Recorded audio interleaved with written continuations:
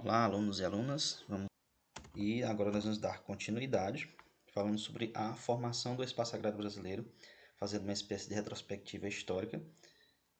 E nós vamos começar falando que no final do século XVIII e início do século XIX, o espaço agrário brasileiro consistia de poucas ocupações, separadas e distantes umas das outras. Eram milhões de quilômetros quadrados de florestas e campos sem qualquer forma de aproveitamento. Então, se nós formos fazer uma comparação histórica, no século XVIII e século XIX, a ocupação do espaço agrícola brasileiro era totalmente diferente do que é hoje, tendo em vista que não existiam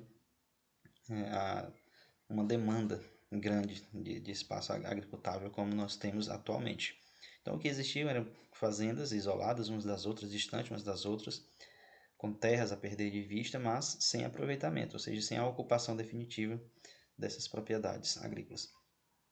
Então, em 1850 foi criada a Lei de Terras, que visava estabelecer pontos importantes. Os dois principais pontos em relação à forma como as pessoas podiam adquirir terras.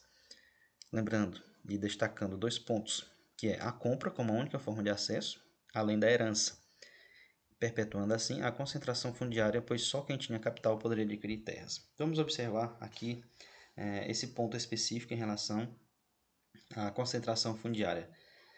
As duas formas de se adquirir terras, como ainda hoje é, né, em boa parte, nós podemos observar que as pessoas poderiam herdar terras, logicamente, se a família fosse proprietária de terras. Quando o pai falece, deixam as suas propriedades para os filhos. Então, se o pai, a família, tem propriedades, logicamente que os filhos a terão por herança. Ou, a segunda forma, a compra.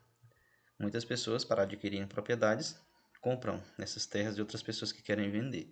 Logicamente que para comprar precisa de dinheiro, então somente quem vai comprar, pessoas que têm poder aquisitivo alto. Então nós podemos dizer que a concentração fundiária se dá justamente porque quem tem terras, as famílias que têm terra, passam para os seus filhos por herança e as pessoas que adquirem essas terras somente quem tem condições financeiras. A mesma lei possibilitava que terras devolutas, despovoadas, poderiam ser invadidas e foram cedidas a imigrantes europeus que se estabeleceram no interior de São Paulo e nos estados do sul do país, da região sul do país, né? Aqui eu quero fazer um destaque interessante, porque nessa época muitos brasileiros já ansiavam pela posse de terra, sem a tê-la. E o governo, ao invés de doar essas terras para os brasileiros que não tinham essas propriedades, resolveu dar essas terras para imigrantes, principalmente imigrantes europeus, ou seja, estrangeiros, deixando de dar para os seus para dar para os de fora.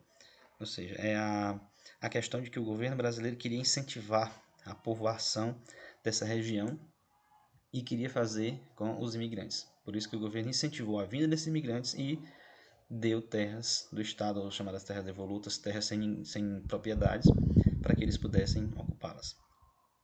Segundo o INCRA, o Instituto Nacional de Colonização e Reforma Agrária, em 2009, as propriedades com mais de 100 hectares ocupavam 52,2% das terras agricultáveis.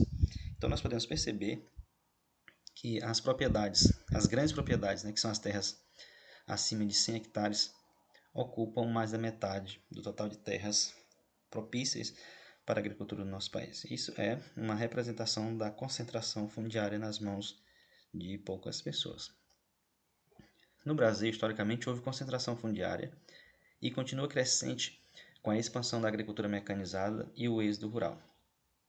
Vamos observar que a expansão da agricultura mecanizada tem aumentado a demanda por terras. Então, esses grandes grupos empresariais do setor do agronegócio, para expandir as suas terras, né, as suas propriedades, ocupam cada vez mais áreas maiores. Então, isso ocorre por meio da compra de pequenas propriedades de agricultores, e esses agricultores, ao venderem suas propriedades, acabam indo embora para as cidades. E isso gera o que nós chamamos de êxodo rural. Nota-se que o modelo de produção capitalista brasileiro sobrepõe os interesses econômicos de poderosos grupos agroindustriais às necessidades coletivas da população mais pobre, impedindo que a maior parte da população tenha acesso à terra para nela viver e produzir. Devido a isso, têm ocorrido violentas disputas por terras no campo e muitos movimentos sociais lutam pela reforma agrária. Então nós temos mais um caso a ser observado em relação a sociedade brasileira, que é a distribuição de terras. Como os interesses econômicos desses poderosos grupos agroindustriais se sobrepõem ao restante da população, que não tem recursos financeiros para tal, né? Esses grandes grupos acabam adquirindo terras e praticamente expulsando esses pequenos agricultores ou pequenos proprietários de terras. Muitos vendem de livre e espontânea vontade, mas acabam sendo pressionados para tal. E depois esses mesmos grupos de pessoas depois vão, digamos que, lutar por reforma agrária, pela aquisição de lotes para trabalhar no campo. Vamos observar em relação ao êxodo rural a dinâmica da população brasileira. Nós vamos fazer uma comparação entre 1950 a 2010. Aqui nós temos um gráfico onde nós temos a representação da população urbana, nessa linha azul, e nós temos a representação da população rural nessa linha vermelha. O que nós podemos observar é que lá na década de 50, a população urbana era menor do que a população rural. A população rural representava aproximadamente 64% da população e a população urbana 36%.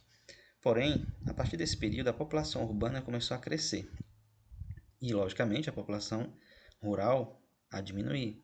Chegando aqui entre a década de 60 e 70, praticamente estava meio a meio, 50%.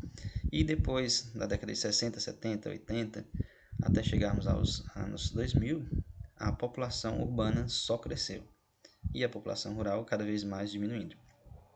Segundo os dados de 2010, atualmente, a população urbana gira em torno de 85% e a população rural aproximadamente 15%. Isso representa o que nós chamamos de êxodo rural. Eu coloquei aqui algumas imagens representando o movimento de reforma agrária, os protestos que são realizados por esses grupos organizados. Após o regime militar de 1964, o governo passou a combater alguns movimentos sociais, como os grupos que lutavam pela reforma agrária no país. No mesmo ano, foi lançado o Estatuto da Terra, prevendo duas metas: a execução de uma reforma agrária e o desenvolvimento da agricultura. A primeira meta não foi adiante, enquanto que a segunda recebeu grande atenção do governo, cedendo empréstimos aos grandes proprietários rurais. Aqui nós devemos observar, para não confundirmos, a Lei de Terras de 1850 com o Estatuto da Terra, que é de 1964. São duas leis diferentes, né? Esta visava a questão da reforma agrária, algo que não foi para frente, e também a questão do incentivo para o desenvolvimento da agricultura, por meio de empréstimos bancários. E isso aconteceu da seguinte forma: os bancos só emprestavam dinheiro aos proprietários, pois as terras que já possuíam serviam de garantia. Quem já tinha terras poderia comprar mais e quem não tinha ficava impedido de receber empréstimos, pois não tinham como oferecer garantias. Desta forma, nós podemos observar que a concentração fundiária aumentou mais e mais graças ao incentivo dos empréstimos pelo governo. Por que isso acontecia? Logicamente que se para a pessoa adquirir empréstimos para comprar terras tinha que ter terra em garantia, só podia comprar terra quem já tinha. Quem não tinha terra para dar em garantia aos bancos não podia adquirir esses empréstimos e, logicamente, não poderia adquirir terras por meio de empréstimos, ou seja, continuaria sem terras. Formou-se assim um círculo vicioso em que os grandes proprietários adquiriram cada vez mais terras e expandiram suas propriedades, uma vez que os pequenos proprietários vendiam suas terras e saíam em busca de uma vida melhor na cidade. Na cidade, isso desencadeou a urbanização e, logicamente, a industrialização nos últimos anos. No campo, aconteceu o que nós já vimos, o êxodo rural, que é a saída das pessoas do campo para a cidade, e a concentração fundiária, tendo em vista a venda dessas propriedades para grandes grupos do setor agroindustrial. Em 2009, segundo o INCRA, o Brasil possuía 5,2 milhões de imóveis rurais. Então, nós estamos falando do quantitativo do total de propriedades consideradas como imóveis rurais. Desse total, 1,6% possuía área superior a 1.000 hectares, ou seja, nós estamos falando aqui de grandes propriedades, com áreas extensas, né?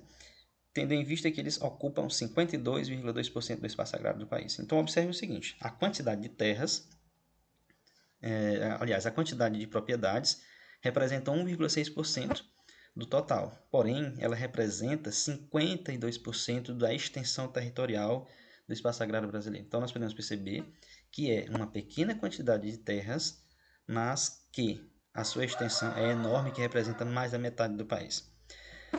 Por sua vez, aqueles que tinham menos de 10 hectares, apesar de representarem 33% dos imóveis rurais em seu total, ocupavam apenas 1,4% do espaço. Então, nós podemos observar que a grande maioria dos imóveis rurais são de pequeno porte. A conclusão que nós temos no gráfico a seguir, nós podemos perceber que há uma grande concentração de grandes lotes de terras nas mãos de poucas pessoas, enquanto que a grande parte das propriedades são de pequeno porte e não representa espaço significativo no meio agrário em relação ao total de habitantes desse espaço dependente, aliás. Então, nós temos aqui a organização dos dados anteriores em forma de gráfico para que nós possamos ter uma melhor compreensão. Os gráficos em azul representam as propriedades em números e o gráfico em vermelho representa a extensão dessas terras. O que nós podemos observar é que as propriedades de pequeno porte, a quantidade de propriedades, representa 93,3% do total, mas a sua extensão representa apenas 28,2%. As propriedades chamadas de médio porte, total de propriedades, de 4,8%, e elas representam a extensão de 20,1%.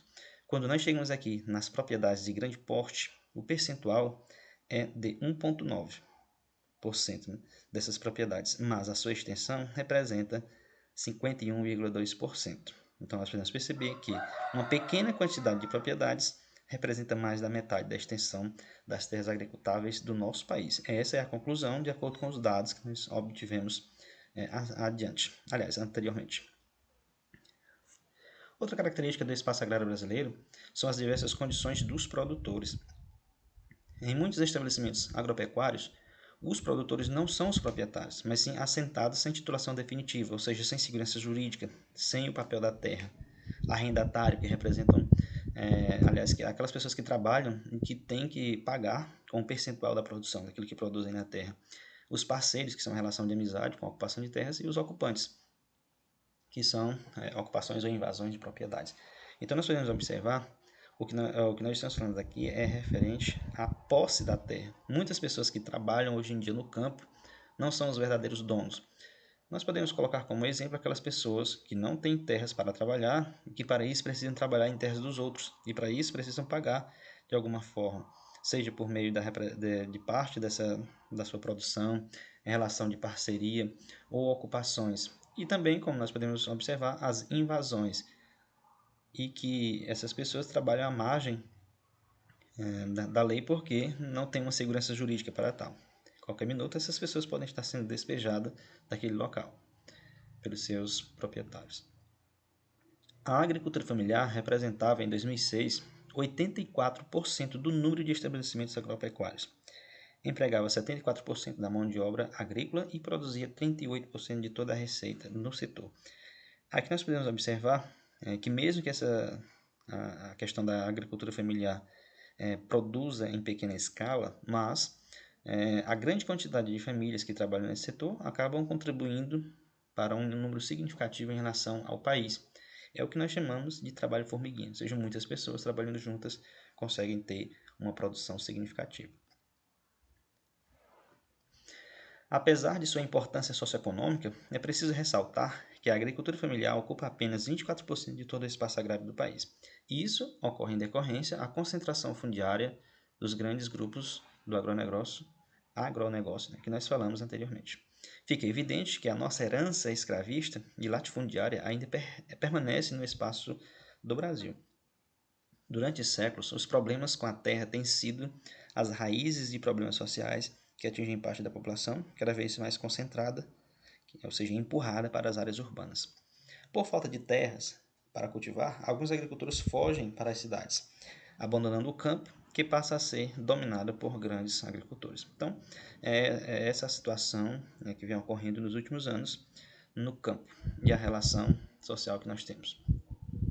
Vamos falar agora sobre a industrialização da agricultura brasileira.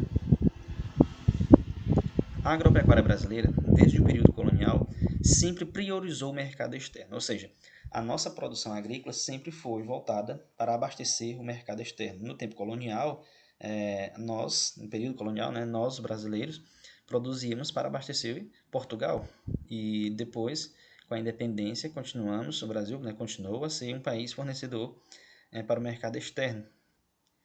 A cafeicultura definitivamente transformou o Brasil em um grande exportador de alimentos. E ao longo do tempo, as atividades ligadas ao campo, o agronegócio, vem ganhando maior destaque. Então, se nós formos fazer uma volta ao tempo, uma retrospectiva histórica, nós podemos colocar aqui o café, o período da cafeicultura, a expansão da cafeicultura no nosso país, como um dos grandes momentos de expansão da agricultura no nosso país, tendo em vista que o café é produzido no campo, né, produzido em fazendas. E esse produto, durante muito tempo, representou o maior produto de exportação do nosso país. E agora, se a gente for fazer uma comparação com os dias atuais, hoje nós temos a soja como um dos produtos principais da exportação no nosso país. Então dá para a gente perceber que ao longo do tempo o nosso país sempre esteve relacionado com a exportação de produtos oriundos do agronegócio. No passado foi o café, atualmente é a soja. E em relação à industrialização? A industrialização da agricultura é fruto das crescentes articulações entre a indústria montante, a agricultura e a indústria ajusante. Embora esses nomes possam parecer estranhos, a gente vai já entender o que significa isso. Né? Nós sabemos que os produtos do campo, muitos deles precisam passar por transformações, ou seja, processamento de alimentos. Então, nós vamos observar que existem indústrias relacionadas diretamente com o setor do agronegócio que estão ali para fazer essa transformação. E nós também podemos perceber que no campo a demanda por máquinas, por equipamentos, por insumos agrícolas, por fertilizantes é cada vez maior. Então surgiu um grupo de empresas, de indústrias voltadas para atender essa demanda de mercado, é o que nós chamamos de indústria montante. Então nós vamos conhecer, dentro desse aspecto de relação industrial na agricultura, o chamado complexo agroindustrial. Então vejamos, o que é o complexo agroindustrial? Nós temos que observar que existe uma relação direta entre esses setores, né? E o setor principal, que é o da agricultura. Vale ressaltar que o nosso foco aqui é a agricultura, ou o agronegócio de uma forma geral. Para que a agricultura exista, nós precisamos de indústrias para a agricultura, o que nós chamamos de indústria a montante. São aquelas indústrias que produzem máquinas e insumos, como adubos, inseticidas, herbicidas, tratores, colheitadeiras, etc. Essas indústrias aqui produzem equipamentos e insumos para que a agricultura possa acontecer. Quando essa agricultura se desenvolve e produz, né, logicamente, seus produtos do campo, esses produtos são enviados para as chamadas agroindústrias, que transformam esses produtos em diversos alimentos. Então, nós temos a chamada indústria ajusante, que é a transformação da matéria-prima vinda do campo, transformando-a em alimentos diversos. Então, pessoal, observem a sequência. Nós temos, primeiro, indústrias que produzem para a agricultura, nós temos a agricultura e nós temos a agroindústria que pega esses produtos da agricultura e os transforma em alimentos. Então, é uma cadeia industrial complexa, por isso que nós chamamos de complexo agroindustrial. Na atual estrutura capitalista, o complexo agroindustrial e a concentração fundiária são causa e consequência uma da outra, ou seja, uma depende da outra. Nós podemos afirmar que não existiria agroindústria se não existisse a agricultura para fornecer esses produtos. E a agricultura não aconteceria se não tivessem as indústrias para fornecer os seus insumos. Então, nós podemos observar que é uma relação em cadeia, uma relação entre esses setores.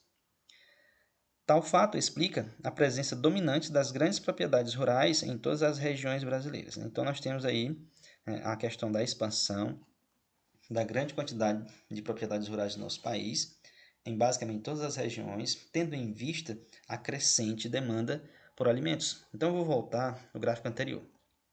Se nós temos uma crescente demanda de alimentos, com a população crescente, que nós vimos lá na videoaula 01, né? Para quem estiver acompanhando, no início do capítulo nós falamos que uma das grandes importâncias que a agricultura tem atualmente no mercado é a crescente população mundial e a demanda por alimentos. Então, quando a população mundial aumenta, logicamente, aumenta a necessidade de produção de alimentos. Como a produção de alimentos é algo indispensável, as pessoas não podem deixar de comer, essas empresas não enfrentam crise no setor. Essas empresas sempre estão em expansão. Quanto mais a demanda por alimentos aumenta, mais vai existir a presença de agroindústrias para produzir esses alimentos. Essas agroindústrias precisam da agricultura para fornecer a matéria-prima para a produção de alimentos. E para que essa agricultura aconteça, precisa-se do setor da indústria montante, das empresas que produzem máquinas, equipamentos, insumos, etc. Então, observe como tudo está relacionado, tudo está em cadeia.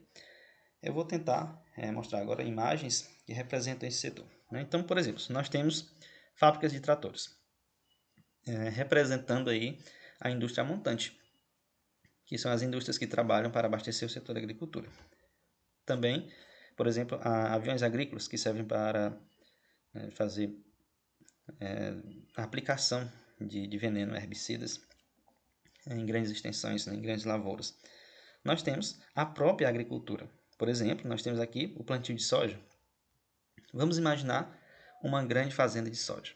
Certo? Então, para que essa grande fazenda de soja possa desenvolver os seus trabalhos na agricultura, ela precisa, logicamente, desses insumos. Precisa de herbicida, precisa de fertilizante, precisa de máquinas, né, para que sejam realizados esses trabalhos. Quando essa indústria, aliás, quando esse setor da agricultura, né, acaba produzindo seus produtos, no caso aqui nós temos o exemplo da soja, esses produtos são direcionados para abastecer algumas regiões, né, pode ser no próprio país, como também para exportação, como é o caso do Brasil, que produz muito de sua produção é exportada. Então, por exemplo, aqui nós temos imagens do Porto de Santos, onde sai boa parte da soja do nosso país para abastecer mercados como os Estados Unidos, a China, Europa e outros países. Aqui mesmo no nosso país, também parte dessa soja é utilizada para alimentar animais. Por exemplo, para fazendas. Então nós temos exemplo de fazenda, criação de gado de corte, sendo alimentado com soja e milho. Aí a gente pode até imaginar, mas o que isso tem a ver com produção de alimentos? A gente come a carne bovina, né? Ou o leite do gado. Então tudo isso aqui representa a produção de alimentos, né, para os seres humanos, que é o foco dessa grande produção. Então, se nós formos observar, no nosso país cresceu não só a agricultura com a produção de soja, mas também cresceu o ramo de frigoríficos. Muitas empresas do setor de frigoríficos, de abate de animais, cresceu muito nos últimos anos. E isso vem, logicamente, para abastecer a demanda crescente do mercado. Então, nós chegamos aqui e nós temos exemplo aí de carne enlatada, né? Bife. Carne bovina enlatada. Então, nós representamos aqui toda uma cadeia de produção visando a alimentação das pessoas como destino final. Bom, aqui nós chegamos ao fim desta videoaula 02 e depois nós daremos sequência a continuação do assunto falando sobre as características de cada região do nosso país em relação à agricultura, em relação ao setor do agronegócio.